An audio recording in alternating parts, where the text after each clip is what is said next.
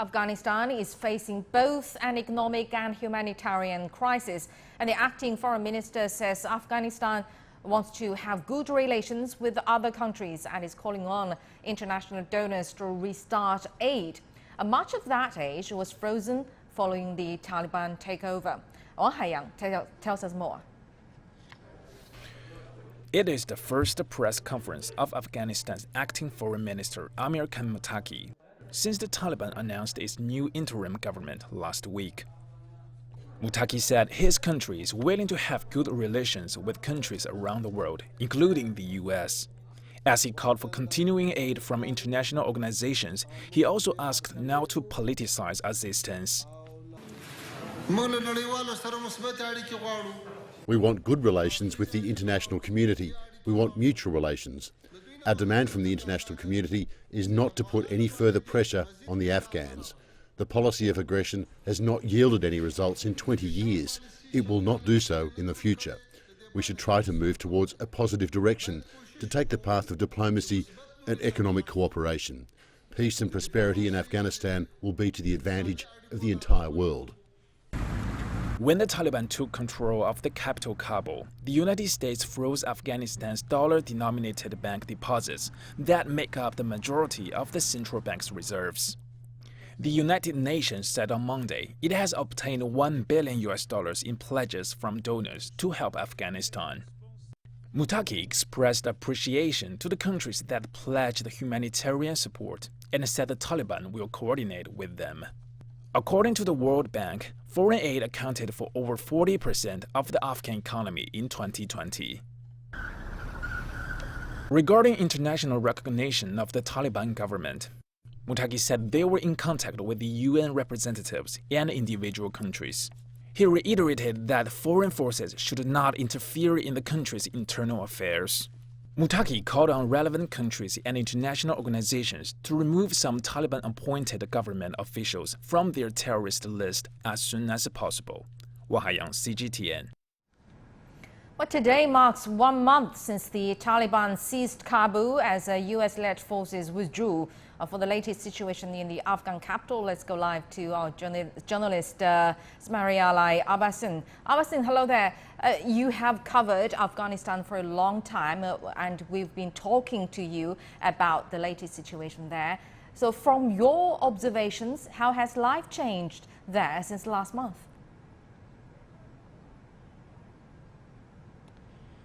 Hello, good morning. Well, that 1 month was very long and very chaotic. I saw the panic and faces of the thousands of people in this city, Kabul. The day when Kabul collapsed to Taliban, I was on my way to talk with CGTN on the same day because everything was just changing dramatically and there were thousands of people everywhere in every square, road and street. And I was seeing the former NDSF, they were in front of the people and they were in the middle of the roads with their tanks and vehicles, and they were rushing, they were changing their clothes and running away. Even there was no Taliban on the street. They hadn't entered to Kabul city. And then that panic on the faces of people, they had no idea where to go now, to east to west, and that was what's going on across situation and thousands of people everywhere. And then the situation was changed and Taliban said that they were not supposed to enter the city because of the looting and the misuse of the opportunities from some individuals and those who are always in search of these opportunist people. So they rushed toward the city and said that they wanted to control, otherwise it was not supposed to be like this. Mullah Abdul Ghani Baradar, the co-founder of Taliban at that day, said that we were not pretending such a thing. That was unimaginable for them either, and everybody was in like they had no idea what happened. And then we saw, like a few days later, there was evacuation process at Kabul airport, and the chaos and catastrophes, and then a suicide bomber at the last days. and we were covering all these issues. I think like I've been covering all this 1 month, like more than a year now, and that there were too much happening, and the Taliban formed their interim government. At the night, let me tell you this, when 31st of August was reaching, and the evacuation process was end, and there was no U.S. Boot on the ground, and the Taliban started firing on the air and shooting everywhere, so millions of bullets were there. This is a bullet that I can show you the place I'm standing. What bullet hit just closer to me, this part. Fortunately, I was not here, and the second one just like 3 to 4 meters away. So that was the situation, and I also had no idea what's happening. And then after 1 hour or longer than that, I got that it's because of the end of the evacuation and the withdrawal process in Afghanistan. And then we were witnessing the formation of the new government, and that's what happened in this country so fast, so dramatically, and the panic, the fears, and everything we witnessed in this country was something unprecedented, something really, really dramatic. Indeed, it is dramatic, tumultuous month for the Afghanistan, for Afghans. Abbasin, you showed us a bullet. Whom do you think this bullet belongs to?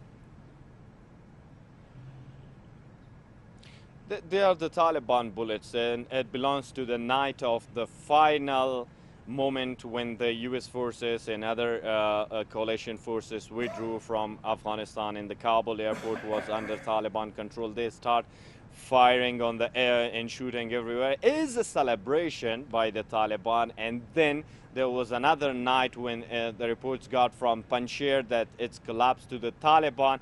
The same firing, so millions of bullets everywhere, and every corner of Kabul city and provinces, and that's what that bullet, it's chopped because it hit somewhere where it was really hard, and one of them was much closer. The other night I had live with CGTN Africa, and it was the same situation, and though I covered myself with the cap and bulletproof, but that was still a fear for me that maybe there are thousands, hundreds of thousands, if not millions of bullets are on the air and maybe drop again somewhere closer to me, or maybe it touches me and go through me. So that was the situation we witnessed, and that panic and fears and everything finally got to the point that we are talking about. Right, and that was a really close one. Well, the city is now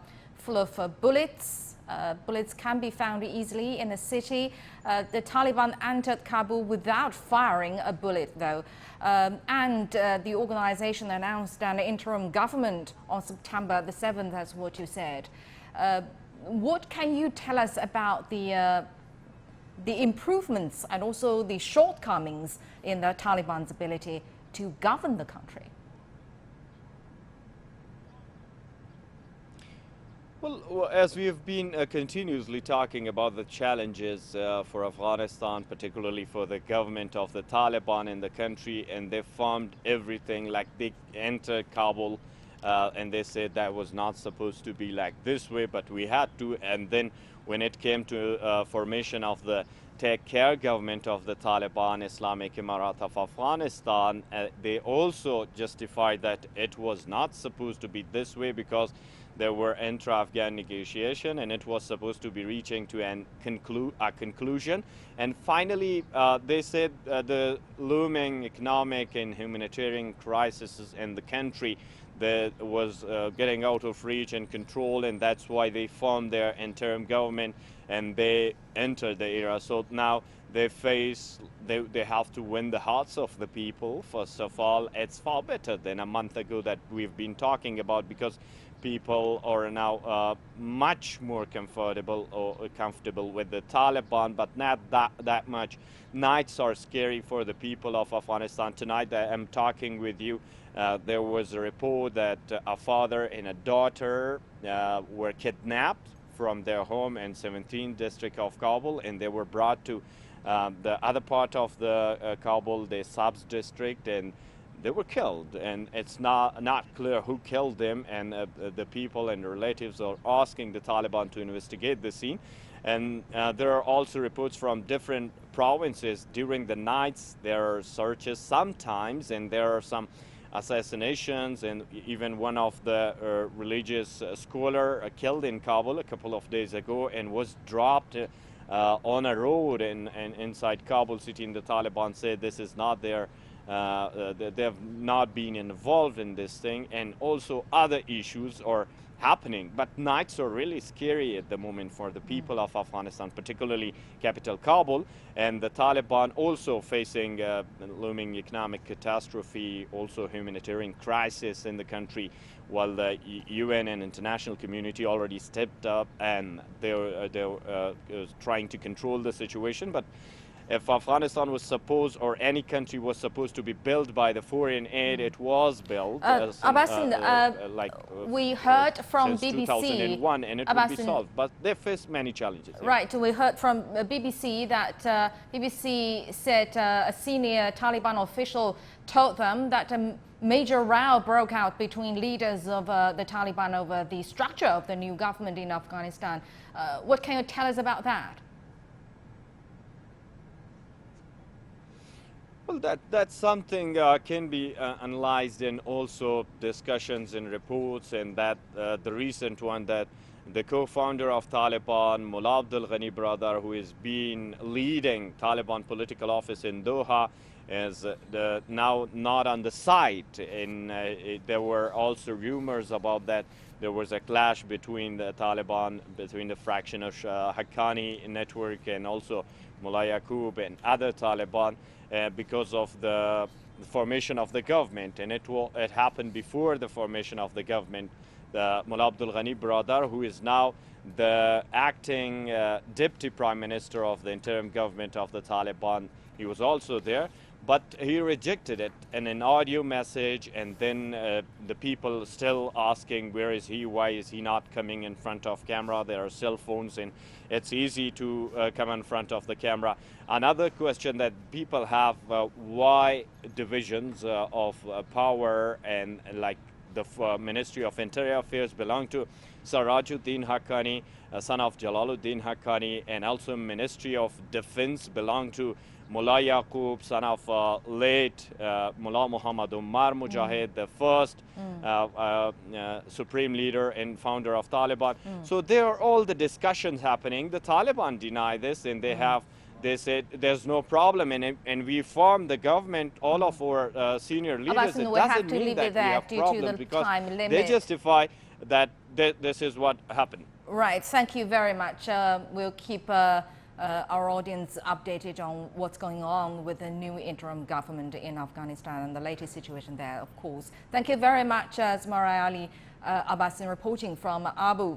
Now, from Kabul. Now, for some analysis, Professor Wang Jing is joining us from Xi'an. He's a specialist in the Middle Eastern Studies at China's Northwest University. Professor Wang, welcome to Global Watch. Well, first of all, our reporter just briefly introduced the major row happened in the Taliban interim government. What's your view on this? I think this means that the Afghan Taliban and the new the Afghan government, they still have a lot of difficulties and still have a lot of the problems that need to be settled in the recent future. But as the very dominant power right now is in Afghanistan, I think the Afghan Taliban had already shown the confidence and its capability and the credibility to settle all these problems and to continue to. So you think the problem, the structure of the interim government, that's what they were arguing about, is not a vital problem for them. So you don't think we're now seeing a divisive Taliban government? I think this problem actually come from two dimensions. On the one hand, you say this is a very internally, systematically inside Afghan Taliban structure, because there were a lot of divisions. And on the other hand, this is a problem that comes from the external pressure out of the Afghan Taliban, because some of the social problem, economic problem, and other political management problems. So actually, the two dimensions come together, become a very big pressure for the future, the new government. Right, and divisions within the Taliban organization, let's put that aside for a bit. Taliban also said that they want to have good relations with the international community, with other countries. How do you think, or how challenging do you think that is for Taliban to re-engage in international relations? I think it will become the very, very difficult task for the Afghan Taliban right now, because what we're talking here right now is that the Afghan Taliban and its new government hope to re-engage the international society, but there were the division of the understandings between the two sides. For the international society, they hope to come that the new inclusive, so-called open government can be established. But for the Afghan Taliban, the new government, they founded the government based on the so-called Sharia law or the Islamic law. So we're talking about two different political philosophies, two different, very fundamentally different the political understanding. So I think this will become the major obstacles and how to communicate each other, how to understand each other. I think this will become the very important root of the problem for Afghan Taliban and its new government to re-engage into the international society. Right, it is very important, but it is very difficult as well. Thank you very much, Professor Wang Jing from China's Northwest University, majoring in Middle Eastern Studies. Well, the Taliban say Panjshir Valley in northern Afghanistan is now under their control, but the opposition National Resistance Front has called for international support to resist the Taliban, and the group has fought the Taliban after their takeover of Kabul. In an exclusive interview, CGTN's Tian Wei talks to Ahmad Wali Massoud, the uncle of the Resistance Front's leader. Wali Massoud also served as an Afghan ambassador to the UK and chairs the Massoud Foundation. Mr. Massoud, what about the humanitarian situation in Afghanistan, as far as you know? We now know the Panjshir Valley, it is, as according to you, be occupied by both the Taliban and the resistance forces. What are the situation for the common people, particularly in that province? Of course, it's a very dire situation. The Taliban have cut all the supply lines. They have made blockade, the Panjshir. And at the same time, they have cut all the basic things, the food, the very essential need, and all of that. Only just 2 days ago, 1 day ago, they started to give the electricity back. But that's all at this moment. Of course, we all know that the situation is very bad in the whole of Afghanistan, economically and food-wise, food shortage, medicine shortage, other essential shortage, all of them. Mr. Massoud, another question, of course, about the humanitarian situation. We see quite a number of countries already pledged and also delivered to a certain extent emergency aid to your country in Afghanistan. For example, Russia, China, Qatar, even UAE and some of the others for emergency aid, food, medicine, vaccinations, things like that. Tell me, how much will this of support to your country, Afghanistan as a whole? And how do you see is the best way for the international community to provide support, I mean humanitarian support? The best way to do that one is to go to some sort of international channel or international kind of aid institution, or maybe some Afghan independent channel which will be allowed by the Taliban to operate inside Afghanistan. I do think that that should go through NGOs, because at the moment we are kind of suffering. So therefore, it's best for the international community to do it themselves, or to do some other kind of foreign channel to reach the people of Afghanistan.